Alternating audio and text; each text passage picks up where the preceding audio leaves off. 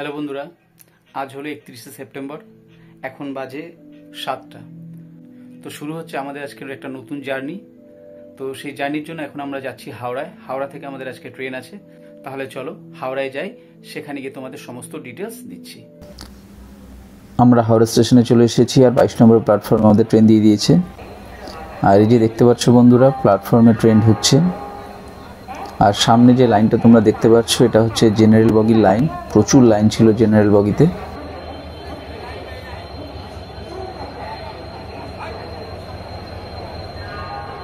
আমরা অপেক্ষা করে আছি সুপ্রিয়াদি, প্রিয়াঙ্কাদি এবং সব্যসাচীদা, চিরঞ্জিতদার জন্য।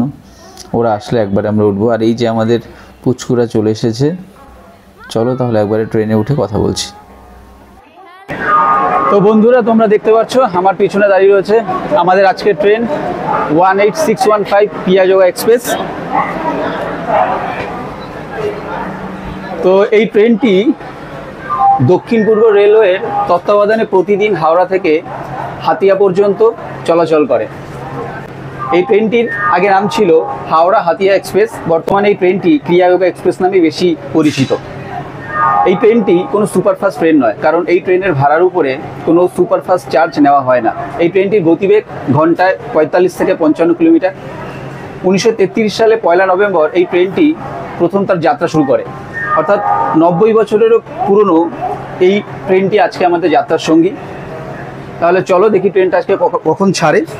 আর এই ট্রেনের প্রত্যেকটা ক্লাসের ভাড়া আমি পাশে ডিসপ্লেতে দিয়ে দেবো, তোমরা দেখে নেবে। তো 9:10-এর সময় ছাড়ার কথা, আমরা ট্রেনে উঠে গেছি। এখন বাজে 9টা আর 10 মিনিট বাকি রয়েছে। দেখা যাক ট্রেনটা তার নির্ধারিত সময় ছাড়ে কিনা। তাহলে চলো ট্রেনটা ছাড়লে একবার তোমাদের সঙ্গে কথা হচ্ছে।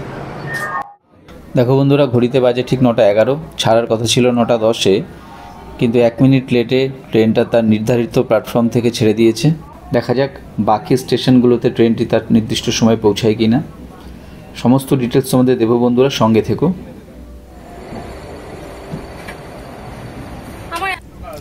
এখানে দেখতে পাচ্ছ বসে আছে পিউ, সুপ্রিয়াদি, প্রিয়াঙ্কাদি, সব্যসাচীদা আর এই যে চিরঞ্জিতদা। আমরা এই চিরঞ্জিতদার পিছনে প্রচুর লাগি। আর উপরে বসে রয়েছে আমাদের দুই পুচকু, সাজবাতি আর স্বরলিপি। ওরা বসে বসে উপরে ক্লে নিয়ে খেলা করছে। বন্ধুরা, তোমরা দেখতে পেলে আমাদের ট্রেন নির্ধারিত সময় হাওড়ার 22 নম্বর প্ল্যাটফর্ম থেকে ছেড়ে দিয়েছে। আমরা যাচ্ছি রাঁচির উদ্দেশ্যে। হাওড়া থেকে রাঁচির টোটাল দূরত্ব 411 কিলোমিটার। এই ট্রেনটি এই রাঁচি পর্যন্ত যাওয়ার জন্য টোটাল 50টা ইন্টারমিডিয়েট স্টেশন পার করবে, তবে দাঁড়াবে মাত্র 13টা স্টেশনে। আমাদের পরবর্তী স্টেশন মেচেদা। মেচেদা আমাদের হাওড়া থেকে 58 কিলোমিটার। এই 58 কিলোমিটার যেতে ট্রেনটি টোটাল 20টা ইন্টারমিডিয়েট স্টেশন পার করবে। অর্থাৎ 58 কিলোমিটারে ট্রেনটি একটানা চলবে। তো চলো একবারে তাহলে তোমাদের মেচেদা স্টেশনে গিয়ে তোমাদের সঙ্গে কথা বলছি। বন্ধুরা, এই ট্রেনে কিন্তু কোনো প্যান্ট্রি কার নেই, তাই তোমাদের খাবার হয় বাড়ি থেকে নিয়ে আসতে হবে, আর না হলে বাইরে থেকে কিনে ট্রেনে উঠতে হবে। এই যে দেখো, উপরেও পুচকু দুটো বসে বসে খাচ্ছে। আমরা বাড়ি থেকে ভেজ বিরিয়ানি বানিয়ে নিয়ে গেছিলাম, সেটা খাচ্ছি। বন্ধুরা, আমাদের ট্রেন এই জাস্ট মেচেদা স্টেশনে পৌঁছালো। ট্রেনটি তার নির্ধারিত সময়ের থেকে 20 মিনিট লেটে এই স্টেশনে পৌঁছালো। ব্রিটিশ আমলে যখন হাওড়া, খড়গপুর, নাগপুর রেললাইন তৈরি হচ্ছিল, তখন এই স্থানের এক প্রভাবশালী ব্যক্তি গোবিন্দ সামন্তের সুপারিশে গ্রামের কাছাকাছি একটি স্টেশন তৈরি করা হয় এবং তার নামকরণ করা হয় মেচেদা। 1955 সালের একটি প্রতিবেদনে এই নামটির প্রথম উল্লেখ পাওয়া যায়। এই স্টেশনটি পূর্ব মেদিনীপুর জেলার একটি গুরুত্বপূর্ণ রেলওয়ে হাব। হলদিয়া, দীঘা, তমলুক এবং কন্টাইয়ের মতো গুরুত্বপূর্ণ স্থানগুলিতে যাওয়ার জন্য একটি প্রবেশদ্বার হিসেবে ধরা হয় এই মেচেদা স্টেশনকে।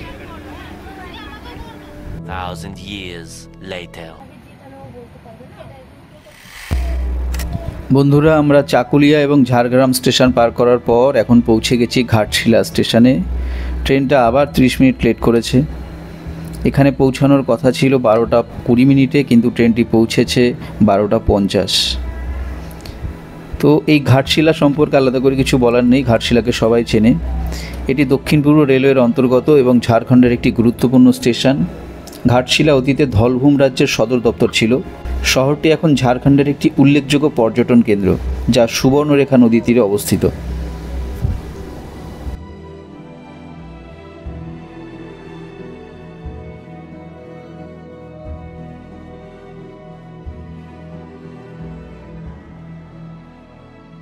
বন্ধুরা এখন বাজে ভোর 5:40। ট্রেন এখনও রাঁচিতে ঢোকেনি, প্রায় 1 ঘন্টার উপরে লেট। জানি না কখন গিয়ে পৌঁছাবে, কিন্তু যাই হোক, তোমরা বাইরের দৃশ্যটা দেখো বন্ধুরা, কি সুন্দর লাগছে পাহাড়টা। আর এদিকে দেখো কুয়াশাও পড়েছে, পাহাড়টার নিচটা পুরো কুয়াশাতে ঢাকা। অসাধারণ লাগছে এই দৃশ্যটা। এই রাঁচি স্টেশনে ঢোকার আগে বাদিকে বেশ সুন্দর সুন্দর তোমরা প্রাকৃতিক দৃশ্য দেখতে পারবে, অসাধারণ সুন্দর। দেখা যাক কখন রাঁচিতে গিয়ে পৌঁছাই।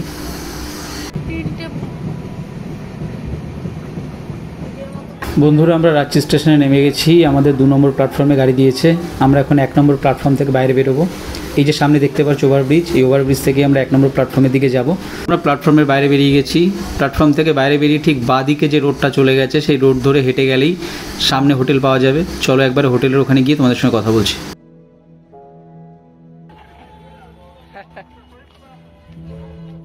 তো বন্ধুরা তোমরা দেখলে আমরা রাঁচি স্টেশনে নামলাম।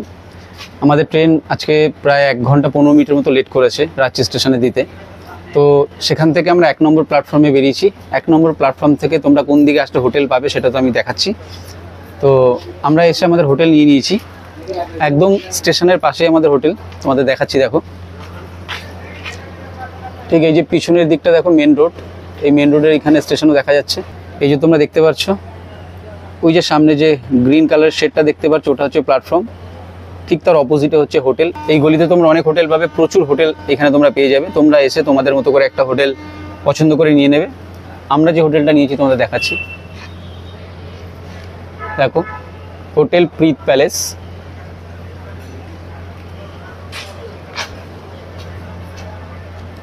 এই যে হচ্ছে তার রিসেপশন।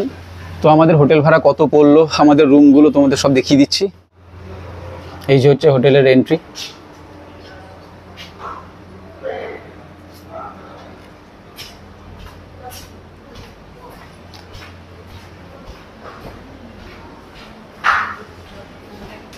এই যে হচ্ছে রিসেপশনের দাদা, আচ্ছা কিন্তু বাঙালি, এখানে অবশ্যই আসবে।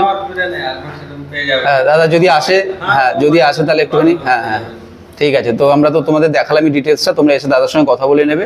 মোটামুটি তোমাদের বাজেটের মধ্যে বেশ ভালো হোটেল, দাদার ব্যবহারও খুব ভালো। চলো তোমাদের আগে গিয়ে রুমটা দেখাচ্ছি। এই যে আমরা 2টো রুম নিয়েছি। আমাদের পুচকর স্নান করে রেডি হয়ে গেছে।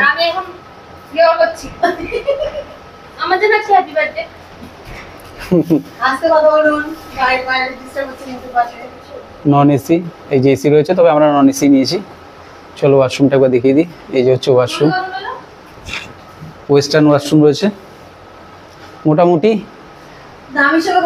হ্যাঁ দাম হিসেবে আমরা আরো জায়গায় গেলাম, অনেক জায়গায় গেলাম, তো সেখানে সেই হিসেবে আমাদের দাম অনুযায়ী হোটেলটা মোটামুটি ভালো।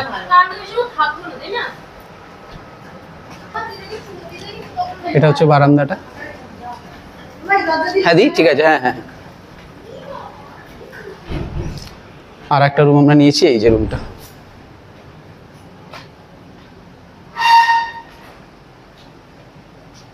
এই যে দেখতে পাচ্ছ, এই 2টো রুম আমরা নিয়েছি। দেখো আমাদের প্রিন্সেস সবার আগে রেডি হয়ে গেছে, রেডি হয়ে বসে আছে।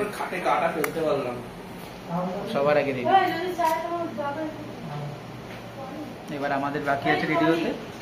A few moments later. আমাদের হোটেল প্রীত প্লাজা।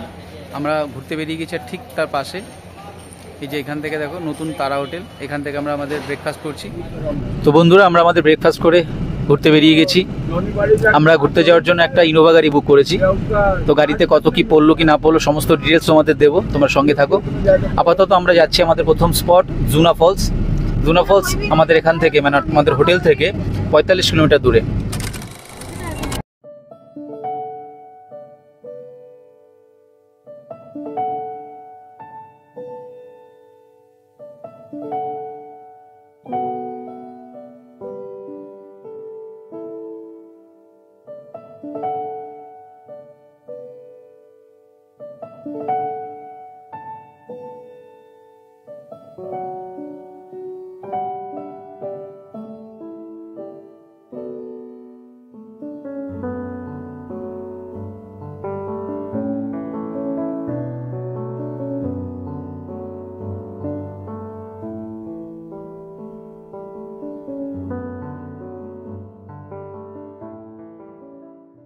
বন্ধুরা, আমরা রাঁচির মেন শহর থেকে 45 কিলোমিটার যাত্রা করে পৌঁছে গেছি আমাদের প্রথম ডেস্টিনেশন সীতা ফলস।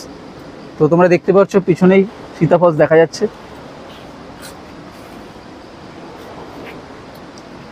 তো চলো একদম নিচে যাই, তারপরে তোমাদের সীতা ফলস সম্পর্কে ডিটেলস জানাচ্ছি। আসো।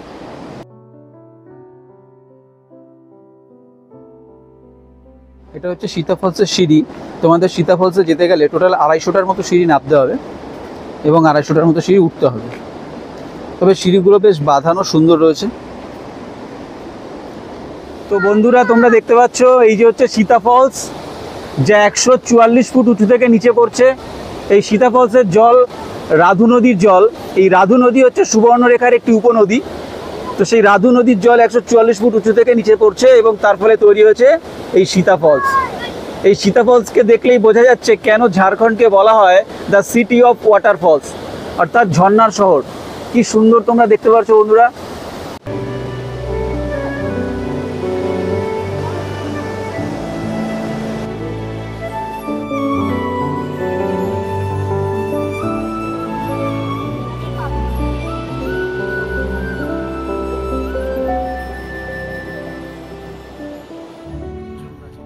বন্ধুরা, আমরা দাঁড়িয়ে রয়েছি জুনা ফলসের সামনে।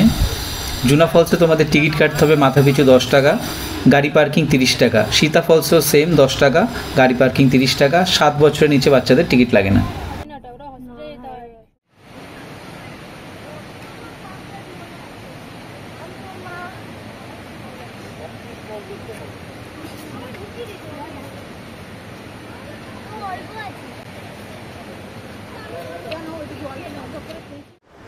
তো বন্ধুরা, আমাদের সীতা ফলস দেখা কমপ্লিট হয়ে গেছে। এখন আমরা চলে এসেছি জুনা ফলস দেখতে।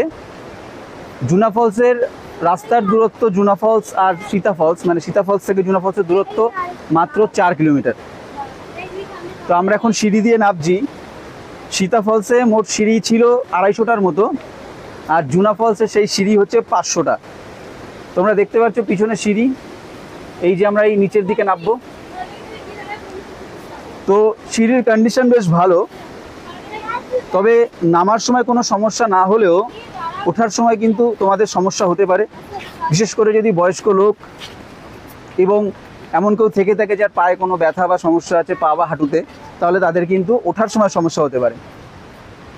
তো দেখি আমরা নামছি। সামনে শোনাও যাচ্ছে জুনা ফলসের আওয়াজ। তো এই জুনা ফলসেরও যে নদী, অর্থাৎ এই জুনা ফলসও কিন্তু রাধু নদী থেকে সৃষ্টি হয়েছে।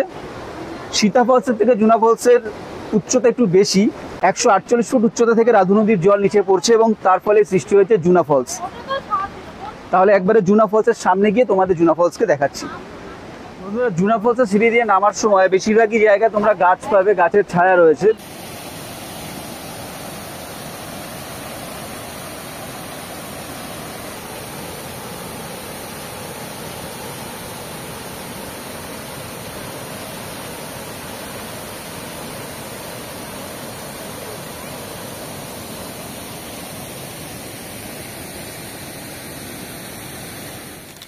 তো বন্ধুরা, দেখতে পাচ্ছ তোমরা আমার পেছনে রয়েছে জুনা ফলস। বন্ধুরা, তোমরা যদি এই 500-550টা সিঁড়ি ভেঙে নিচে আসতে পারো, হ্যাঁ যাবার সময় কষ্ট অবশ্যই হবে, তবে যদি আসতে পারো এখানকার সৌন্দর্য অসম্ভব সুন্দর। তোমরা যদি বর্ষাকালে আসো তাহলে তো এই ঝর্ণা অনেক বড় করে তোমরা দেখতে পারবে। এখন যেমন আমরা দেখতে পাচ্ছি, আজ অক্টোবরের 1 তারিখ, তোমরা দেখতে পাচ্ছ ঝর্ণা কতটা বড়।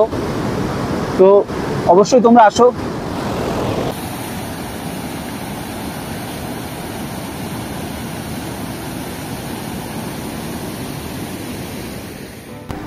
বন্ধুরা, জোনা ফলসে আমরা কিছুটা সময় কাটানোর পর এখন আমরা যাচ্ছি হুড্রু ওয়াটার ফলস। এই হুড্রু ওয়াটার ফলস জোনা ফলস থেকে প্রায় 24 থেকে 25 কিলোমিটার দূরে।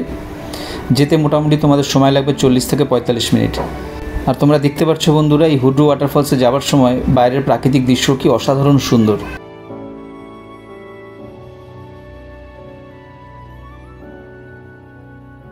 তো বন্ধুরা, আমরা সীতা ফলস আর জোনা ফলস দেখার পরে হুড্রু ওয়াটার ফলসের দিকে যাচ্ছিলাম। তো তার আগে আমরা এই যে হোটেলটা দেখতে পাচ্ছ তোমরা, এই হোটেল থেকে আমরা খাওয়া দাওয়া করে নিয়েছি।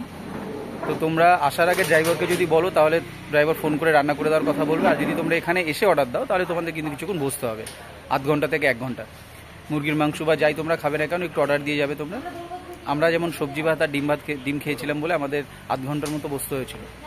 তো তোমরা যদি মাংস খাও, দেশি মুরগি রান্না করে দেয় এখানে, তো তাই যদি তোমরা খাও তাহলে কিন্তু তোমাদের এখানে আগে থেকে অর্ডার দিতে হবে। দেশি মুরগি 4 পিস 160 টাকা করে নেয়। হোটেলটা তোমরা দেখতে পাচ্ছ, রান্নাবান্না মোটামুটি বেশ ভালো। আমরা সবজি ভাত খেয়েছি, সবজি ভাত এখানে 90 টাকা দাম ছিল, আর একটা করে ডিমের অমলেট নিয়েছিলাম আমরা, ডিমের অমলেট 20 টাকা করে নিয়েছে। সবজি ভাতের মধ্যে ডাল, ভাত, তরকারি, পাঁপড়, একটা সবজি ছিল, আলু ভাজা ছিল। টোটাল আমাদের 110 টাকা করে প্লেট পড়েছে।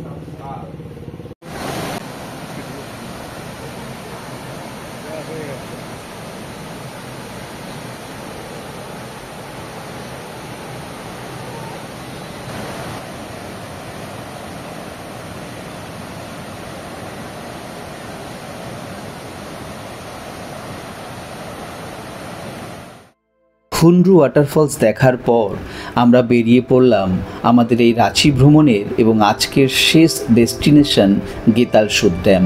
তবে সে তো হলো গন্তব্যের কথা। ওই যে হিন্দিতে একটা কথা আছে না, মঞ্জিল সে জ্যাদা মজা সফর মে আতা হে। গেতালসুদ বাদে যাওয়ার আগে এই রাস্তার সৌন্দর্য বর্ণনাতীত। মাথা উঁচু করে আকাশকে ছোবার স্বপ্ন নিয়ে দাঁড়িয়ে থাকা গাছেদের সারি, আর তার মাঝখান দিয়ে চলে যাওয়া সর্পিল আকারের এই পথ, যা আমাদের যেন হারিয়ে যেতে বলছে। তবে না, আমরা হারাইনি। আমরা যখন ড্যামে পৌঁছালাম, সূর্য তখন বিদায় জানাতে তৈরি।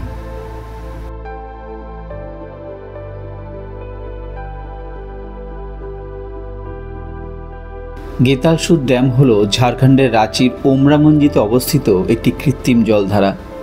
এটি সুবর্ণরেখা নদীর উপর নির্মিত হয়েছিল 1971 সালে। এটি রাঁচি এবং রামগড় জেলার বাসিন্দাদের জন্য একটি জনপ্রিয় পিকনিক স্পট। তবে বাঁধের মূল উদ্দেশ্য হলো রাঁচির বাসিন্দাদের পানীয় জলের চাহিদা পূরণ করা।